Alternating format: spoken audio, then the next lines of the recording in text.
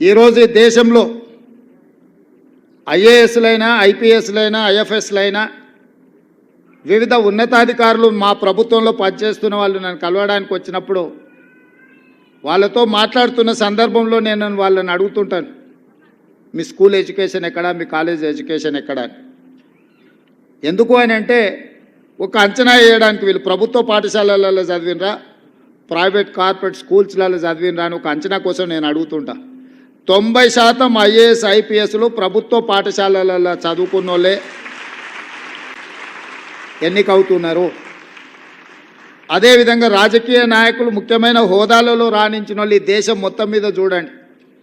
నిన్న ప్రమాణ స్వీకారం చేసిన నరేంద్ర మోడీ గారు కావచ్చు, 12 తారీఖు నాడు ప్రమాణ స్వీకారం చేయబోయే నారా చంద్రబాబు నాయుడు గారు కావచ్చు, డిసెంబర్ 7, 2023 నాడు ప్రమాణ స్వీకారం చేసిన మీ రేవంత్ అన్న కావచ్చు,